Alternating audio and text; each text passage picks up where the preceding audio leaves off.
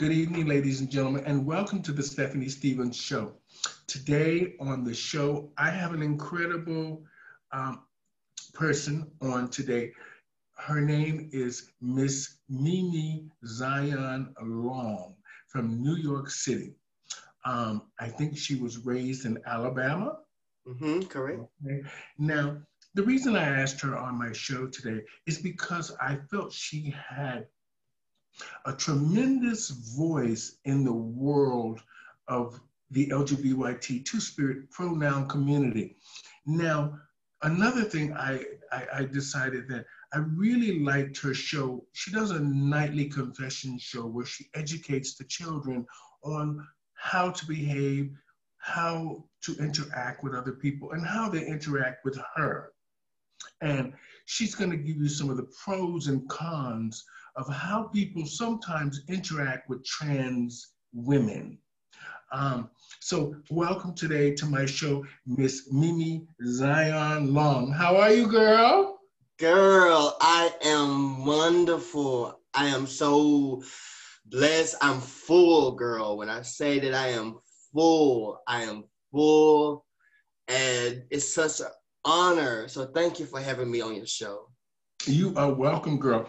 Now, I know you're originally from Alabama. Mm-hmm.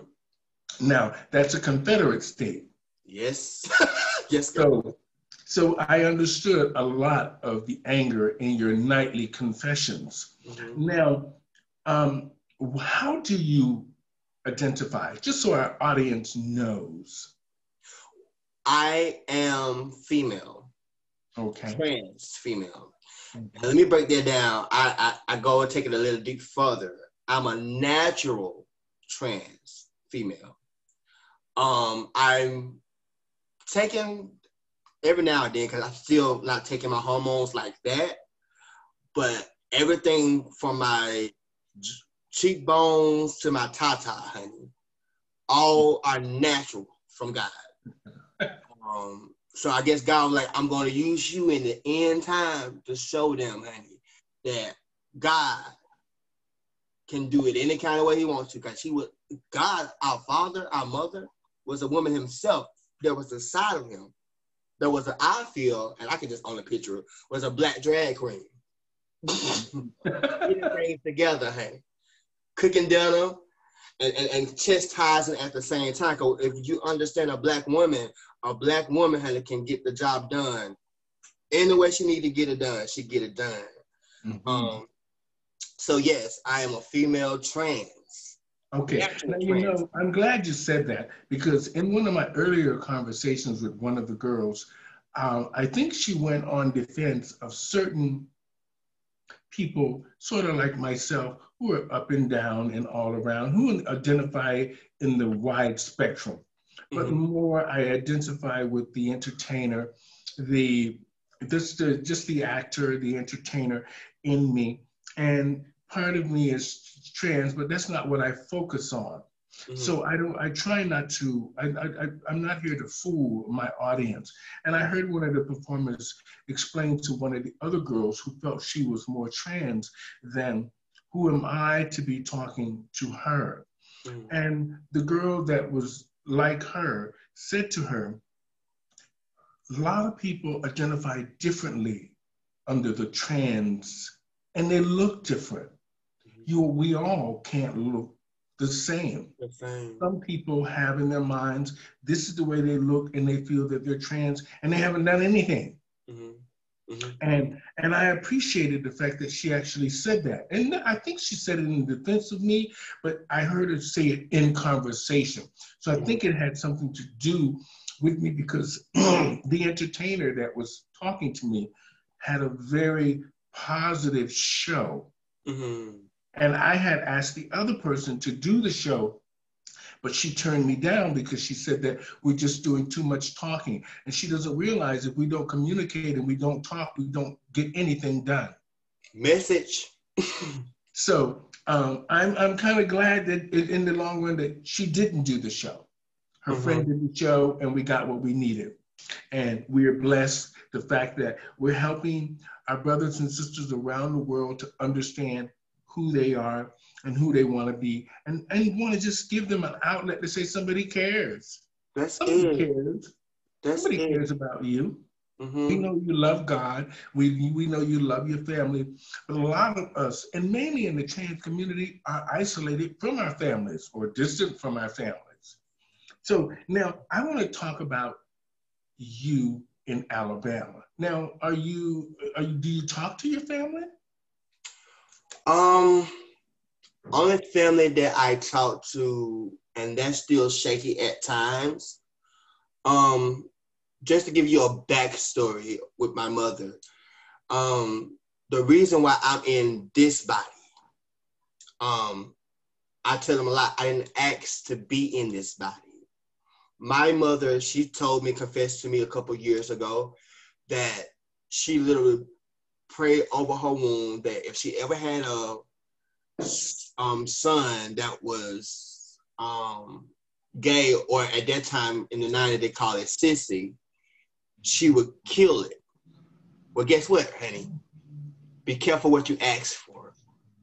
Mm-hmm. I was exactly what she asked for. And what happened all my life? I had to literally run. The reason why I'm thinking that I'm running for my life, but it was destined for me to be here in New York City. I have experienced shame, pain, hurt, and defeat, not from just the police, not just from my family, not just from other straight people, but also from my community.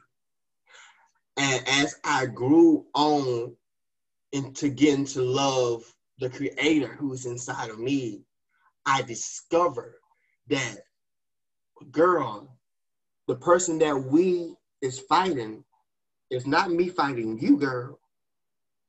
It's the enemy inside of me, which is the enemy might be inside of you, who both want us dead, girl. He both want us to be destroyed. So if I can get you jealous at me, and I can be jealous at you, then we can never come together. And then we are defeated, because there's unity when we connect. So I don't have family. That's so true. I've been saying this for years, and it's not a racist thing. It's just something that's real. If Black people would stop fighting each other, doing all these crazy things and making excuses for the fact of these crazy things, and they do them thinking, okay, you better not snitch, you better not talk because you know you're Black and this and this and this. It's like at the end of the day, do the right thing. And sometimes when you look at us, when we work together, we are something else. Yes. When we work together, we are something else. There's no stopping us. Yes. But these girls don't have a clue. And they say, well, you know, I'm this and I'm that and I'm this. At the end of the day, we're all fighting for the same thing. We all want love, understanding, people to care about us, people to take care of us, we to take care of others. We're here to serve each other. That's what life is about. Service, not about you just sitting and having everything and sitting in your house and the other people are out on the road struggling. Now, another thing I like, the fact that you come from Alabama. Now, was there a gay trans culture there? Yes. Alabama, Birmingham, I mean, they very strong in that community. A lot of growth has come. That's really never been the problem. The problem that they have, which everybody, is whenever you get a community, whatever community or tribe you from, that tribe, that community is against the next community. But honey, we both partying in the same club. We both here. Girl, I'm painting my face right next beside you, honey. Why are you mad? Why are you, honey? I got thrown out of the club, of the Quest Club, and it was I'm sure it's owned by white supremacy. But not once, but twice. And I'm like, why? Because the color of my skin? So it's so much division, but I discovered even when I came to New York City, it's here too. Mm-hmm. Well, you know, New York I look at New York as a much different place for me. I mean, I look at it as shopping and fashion and just being, you know, having a good time. Mm-hmm. Yeah, but you live there, so you can see what actually Mm-hmm. goes on Mm-hmm. in the dark and in the light and your surroundings.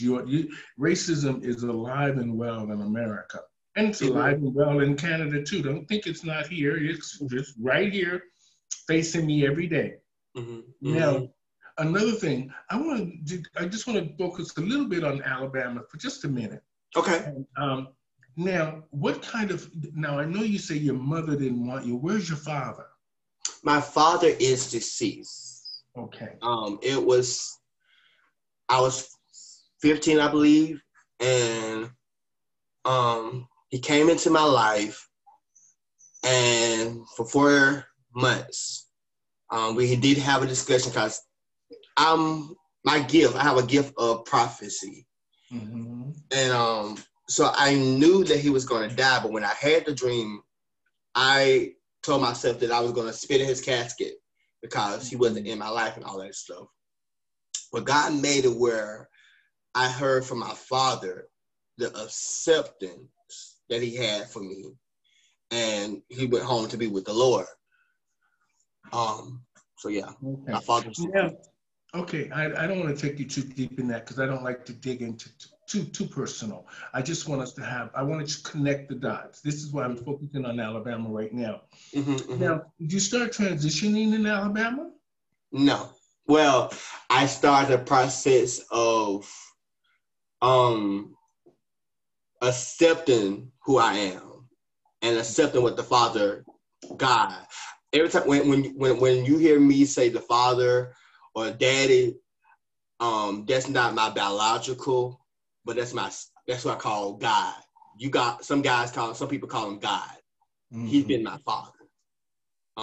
This has been a lonely work. I'm getting ready to compile some stories and put in a book because for the last 3 years, I went on a journey in Birmingham, Alabama, where, and I'm glad that God put me on a journey because my work here in New York City, there's a movement going on around the world. And I'm going to shift just a little bit if I can. Mm-hmm. But God gave me an understanding of the LGBTQFZ community. The Bible talks about be careful how you treat a stranger because you can be entertaining an angel. Mm-hmm. That's the reason why we are so talented. That's why we can create things because we have seen into the spiritual world. Some of the youth don't understand or don't know what's going on. But I didn't understand. I didn't know what was going on. I didn't know why I was being attacked. I didn't know why I was seeing two faces. One time, one person is this way, and the next time they're a whole nother person. I didn't understand that. But then God said, you were sent here, son, daughter, for a time as this, to go into darkness and show light. Mm-hmm. So, yes, ma'am. Okay. Now, a couple of things I want to ask. So, yes, were your mother and father married when he died? No. They were never married. You never had a family structure with the father and the mother in the home? No, my family, my childhood was very toxic. My mother was very religious, and at the same time addicted to painkillers. Mm-hmm. I used to watch my brother. I have one brother on my mother's side. I used to watch my brother, get into fights with my mother, like literally fights. One time I came home and my mother had shot my brother. Yeah. But that's another story for another topic because my mom, her mindset she was very dominant. She was, you know, she tried her best, even though I was already a woman, but Mm-hmm. she tried her best to bring me down as a little weakling. You know what I'm saying? Someone that she can control. Mm-hmm. And the reason why my father, I believe, and her wasn't together because she used to try to control him. I remember there was a time I came home and she pulled a gun out on my father and took his check. So yeah, men don't like to be dominated. Yeah, men don't like to be dominated in any sense. Once a woman crosses that line with a man, it's the relationship is usually over, and it doesn't matter. I try to say that with truth, and because we know that it is. Men never like to feel like they are the submissive one in the role. They're not having that kind of thing. And when a woman sort of becomes dominant over a man, the relationship is finished. Now, you say you have one brother? I do. Okay, so it's just you and your brother. On my mom's side, my dad's side, I have a sister. I mean, two sisters that I know of, and a brother. But my daddy was a Rolling Stone, so I'm okay. told that I got many brothers and sisters that I have not met. Okay, so do you get along with the brother that was shot? We do not talk.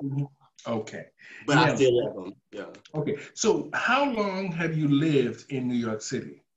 We came right at the beginning of the pandemic. So I've only been in New York City now going on probably 9 months now. Okay, now I know being trans women, sometimes we have doctors and psychiatrists and therapists that we need to see. Now you're leaving Alabama from a support system, I would think. You had some sort of a support system. No support system? How did you make a living? How did I make a living? Through the grace of God and working for myself and God sending me my husband. Okay. Now, when you went to New York City as a trans woman, now have you ever seeked out a doctor or a therapist or people from the different programs? Because I'm sure they have lots of programs for the trans community in New York City. Oh, yes, of course. I'm part of, I have a whole team of people that's surrounding me, medical doctors and psychiatrists. Yeah, I have that now here. I have a whole team here, support system here. I did not have that in Birmingham, no. Okay, I understand. Now, you know, I'm from Florida. I was born in Orlando. I grew up in Fort Lauderdale and Miami, and I moved to Toronto. This is my 32nd year living here. And you know, I just turned 60 years old. So I think I'm doing okay. But I find now that our community has deteriorated in a real sad way, that everything we built, we fought for, and how connected the trans community was to whether they were connected to the pageants or they were connected to the trans march or to the trans events, anything to do with trans. Like you said, there was a real movement at one time. Now, where do you fit in that movement? Where's your voice in that movement? I'm just a voice in the wilderness, preparing the way for what's to come next. Okay. I'm a deliverer. I'm a healer.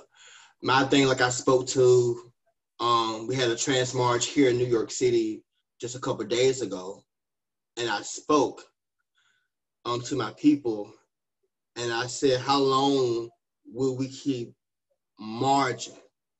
Don't get me wrong, I am agreeing with the march, but now we marching about stuff like what I thought was my son, but that's another story for another day.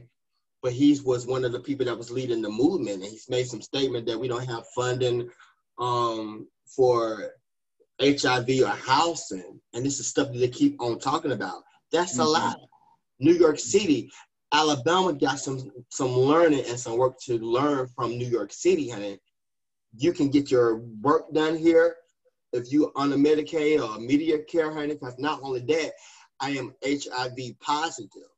So, you know, my illness was supposed to cause me shame and pain. It's the very thing that's causing me to have a place to stay rent free, a place to stay, a program where I can go and get, if I want to get extra boobies and get surgery done. I have that access. You know what I'm saying? That's not everywhere. So I really think that our community, especially for those that of age, we need to teach. And then those that are younger, they got to humble themselves down and listen. They don't want to listen to us. And all this stuff that happened, and don't get me wrong, some stuff the cops did, some lives got taken. And I get, you know, people talk about me or get mad at me when I say this, because I get their pain, I get that they're angry. But the truth of the matter is, you can't resist arrest. There's a right way to do things. And we can't, just because we want people to love us and accept us, we cannot be disrespectful and show them ignorance, craziness, and expect for us to get respected. It don't work that way. Mm-hmm. So, well, you know, you're smart by saying that. You know, I tried, and you know, a lot of people ask me about why do I speak up and why do I speak for our community. In a sense, it's because I've always done this. I come from this. This is what's in me. Nobody taught me how to do drag. Nobody taught me how to do shows. I never had a drag mother.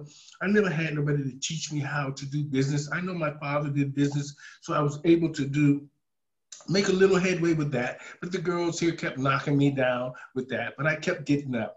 And now today I'm doing much better just on my own.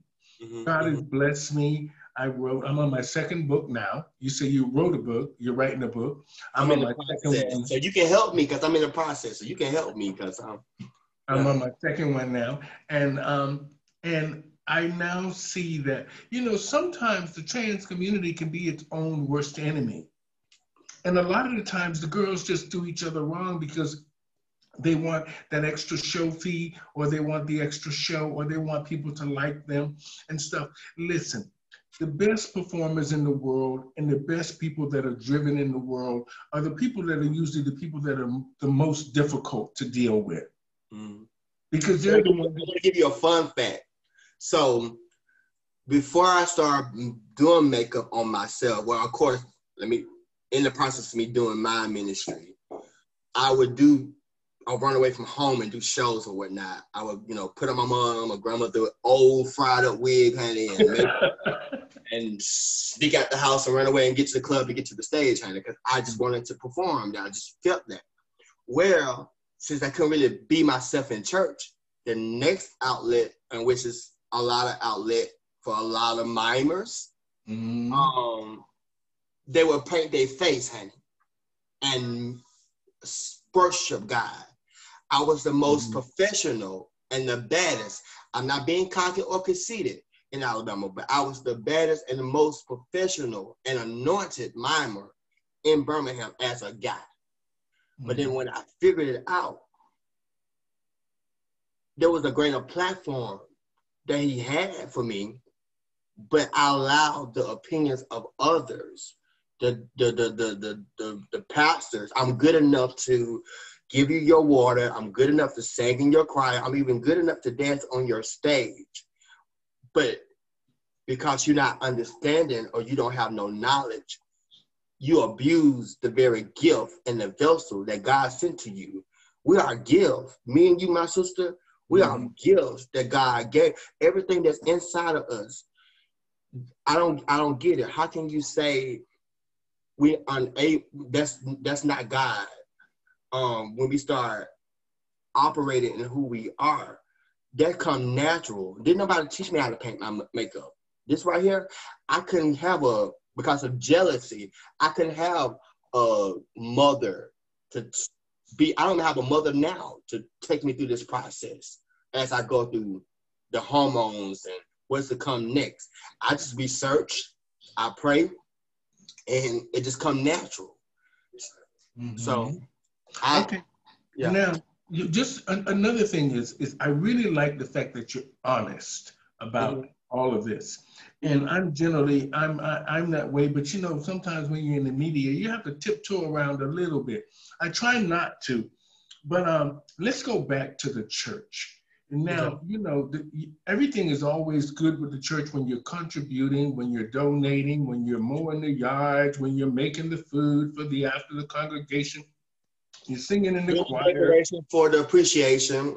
You're doing all these things. And at the end of the day, they chastise you because they feel like marriage or the sanctimony of marriage should be kept in place because that's what they come from. And when you look at the example of the American churches, look how oppressed Black people have been for decades. If it wasn't for just the faith in God, they would not have the little bit that even they have today. Now, you being a trans woman, how do you feel about Black people? I hate to say, I'll just say our people. They treat us and interact with us, even in the face of God. There's still that negativity and that burn. That burn of, you can see it in the face, they don't like you. And whether you're working so hard for the church, they're working harder to change you. The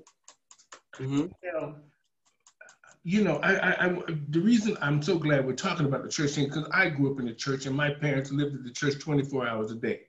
If you know what I mean. Monday, Wednesday, Saturdays, and Sundays, all day, every day. Now, you, as a trans woman, what do you think needs to happen now with the trans community? Because the girls ain't got no work. We know they ain't got no work, and we know the first thing they usually turn to. And there's nothing wrong with, I've always said this here. I always thought they should decriminalize prostitution, not because it's just women have been doing that forever and making money. I think when you decriminalize something and you help the people that are in a marginalized situation, you'll come out a lot better than putting them in prison. Now, I want to ask you, you said that a lot of bad things happen. Have you ever been to jail? I have. Oh. As a trans woman? Or as you? You said because it's natural. So I won't identify you as a trans. I'll just say as yourself. Have you been there? I have. Yeah, so, just last year. Okay. How did all that? I don't want to know why it happened. I just want to know, how did you cope with being in there? Because, sometimes trans women can be very difficult. Yeah. Like I said, when you are ready, if you want to bring me back on, because I got to be kind of, cautious how I tread, because my story, or when I tell it in its full capacity, it would seem like something very fictional or something very, like I'm a crazy person. But I will say this much. For me, it was very traumatizing because I was not so much fighting with different guys that was inside of the jail. Because matter of fact, when they had put me in the block girl, I had my nails still on, right? And at this point in time, I wasn't like, I still had some facial hair on. I was like in the early stage of becoming that woman. And I went into jail and I heard them talking about this, and I set it off. I said, well, all y'all niggas can come and get it. And if y'all come up these stairs, y'all come and get it. And moved me out, honey. They moved me out and put me on a personal cell. But I've been to jail a lot, and I've seen a lot inside of the jail system. But when it comes down, you said something about the sex workers. I've done that too when I didn't have no food. I get it. Now, some of these girls do it because they just love to do it. They love the attention. They love the money. But there's some other girls that they don't have no choice but to. I got to get this money, honey, so I can get this bus ticket, so I can go to New York City, honey, to get this job done because I need to be myself. Or then there's others that have been kicked out by their parents and they don't have no food to eat. I get it. That's why women like us that God has are getting ready to establish, we should take it upon ourselves to build funding for our community and do classes and teach our young sisters how to be lady. That's the thing. It's okay to be a trans. It's okay to do your Beyonce number and shake it and buck, honey, even do your whatever. That's good. But at the end of the day, if you want respect, honey, you got to look like respect. You got to act like respect. You know what I'm saying? You can't open your leg up to everybody. And you got to be careful because you got those guys that love to look at you, love to embrace you, love to have sex, love for you to suck their nana, honey. And at the end of the day, honey, when they get through and they come to reality, they want to take your life. Because now they're looking at them. And they're afraid to be them. So now I kill you. Yeah. You know, I was talking, I'm glad you said all that I was expecting. And I'm grateful for that because it just made sense. And, you know, I was going to tap a little bit onto the trans murders. Now, because for me, I was talking to Desiree de Mornay. I don't know if you know her, but I was talking to her and she explained to me, because I kept asking her, why are these girls keep getting murdered? The trans women, and mainly the Black ones. Mainly the Black ones. And I understand that, you know, I'm from the States. I understand that I've seen the girls when they're in their highest form and when they're in their lowest form. And I know sometimes they do desperate things. But for me, it doesn't make any sense, Mimi, for a man to come into your home, take your life just because you had sex with him. It's not right. I don't understand that because it doesn't make any sense. Now, I try to ask, why is it that the girls don't fight back? Why is it that they trust these boys, you know, that they know? Because we all know, our gut instinct always tells us if something's wrong. Doesn't matter where it is, your gut instinct tells you when there's something wrong about a person you're interacting with. Now, when I asked her about, because I wanted to talk about those girls in Puerto Rico, in 1 week, 4 girls dead. Now, that's not just murder. That's something more than murder. And how is it that these girls didn't fight back? How did they let their guards down? Because these are Black girls, so I know that the majority of them, Black or Latino, they grew up fighting. And yet, still to this day, you have very few of these culprits caught.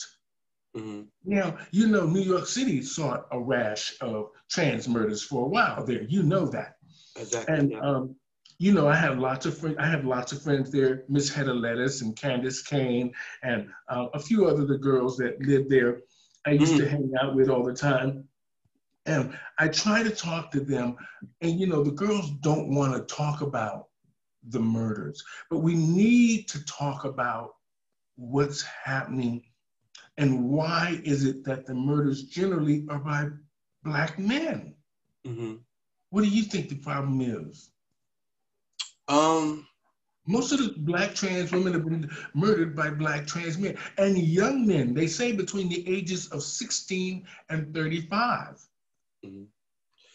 Because I'm going to say it's really mental on both parts. That's why I said everything in my life, I never experienced nothing like that till I got to New York. I had an incident when I came to New York, and I'll tell you about it in a minute. But my gay mother, before my mother now, who's Darrenisha Duncan, who's a beautiful trans woman who have opened up doors. She got her own outreach. And that's another person you might want to bring on your show to talk to. Mm-hmm. But she have her own outreach where she helps trans. That's amazing. We need that. Yeah, it's she's you shared a post on your page. She's a good woman. But before she actually was my mother was killed by a guy that was living with her in her home. Mm-hmm. And when I came here, God took me through the situation. My husband had went out of town because he lost his grandmother and auntie due to the corona. So he had to come back to Alabama. I was stuck here. And I was lonely, honey. And my flesh started talking to me, honey. And, you know, truth be told, girl, when you in horny and when you in your mindsets and in your flesh, honey, all wisdom and knowledge go out the door, honey. Mm-hmm. That's why you have to get control over that. And I went into this guy's house here in New York City, and it was so strange because I didn't recognize him. And he was on these drugs or whatever. He was taking ice. Mm-hmm. And however, we was in the midst of it, and we was good at first, and all of a sudden he just changed real quickly. It was like he became very demonic. And he was cussing at me and pushing on me and talking about he was gonna kill me and just going real crazy. Mm-hmm. When I discovered, honey, when I came inside of the door, he had no doorknob. So I was stuck in there. Oh. Yes. Literally stuck in there. Ooh. I had to literally call my husband on the phone so he can hear what was going on. He was just cussing, talking about I'll kill you, I'll bite you, beat me in my face, push me down. So finally I prayed, I just like, honey, I'm at this point, if you gonna kill me, nigga, go ahead and just do what you gonna do. Go ahead and kill me. I called the police. Long story short, got out. Mm-hmm. Nothing but the grace of God. Oh, lot of my sisters. That's why I've been lately on my platform. I know you got to make your money, but if you gonna make your money, be accountable to somebody. Don't go by yourself. Give somebody your number. Let them know where your location is. Let them know where you're going. I can't tell you how to live your life, girl, but be smart. Have conversation, because you can pick the crazy ones, honey. Oh, yeah. You can pick the crazy one. Mm-hmm. You're not gonna, I don't know your name. You're not gonna send me no picture. Well, we can't meet. Point blank, period. Mm-hmm. And then if we can't have no conversations prior to me coming to wherever you got me to come to meet you, I'm not coming. Hello. Now, what programs do you take part in New York City? Let's just say if the girls are living in New York City and somebody's watching the program and they don't know how to find people like themselves. What programs do you say they should reach out to? Who do you think they should reach out to? Trans United is good. Trans with Art for Arts is good. And when I'm getting ready to launch here in New York City, the House of Plenty and the House of Unity is coming together. I can't go too much into detail because here's the thing. Like I said, New York is full of different organizations, but you got to do your research. There's stuff that's happening, and this is the thing I go to deep further. God is taking care of those that have been abandoned and hurt in the LGBT community, if you his. Mm-hmm. Now, if you're still bitter and still mad and still let the devil use you, because the truth of the matter is, in church, you got devils and angels. In the gay community, you got devils and angels. And in the straight community, you got devils and angels. This world is two-sided, but you just make sure what side you're on. Are you on the right side? But yeah. It's places, resources. That's great.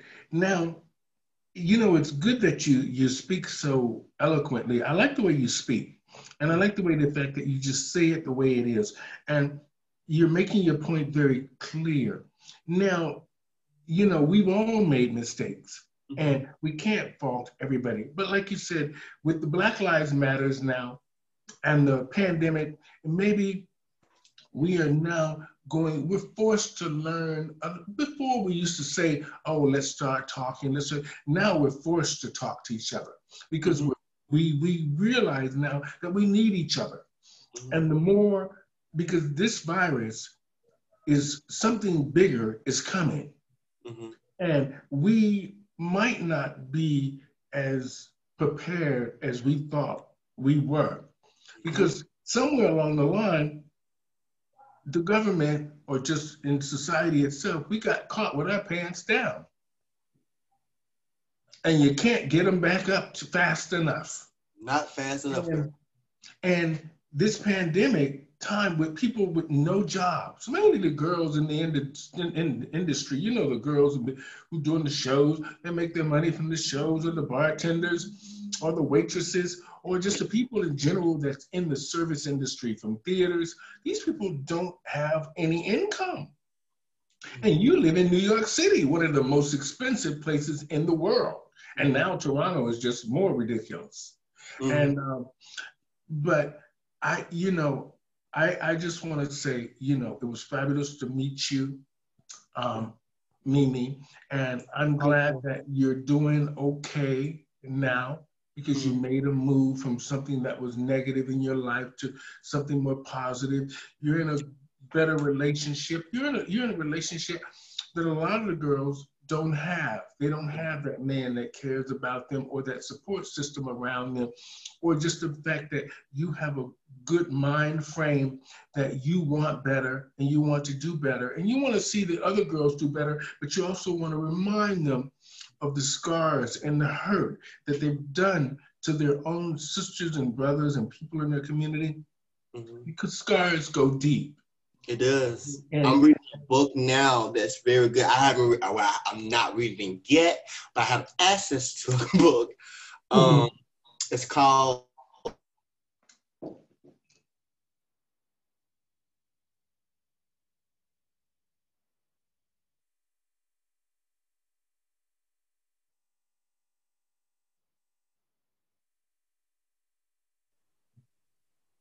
Okay, you back now. You guys froze up.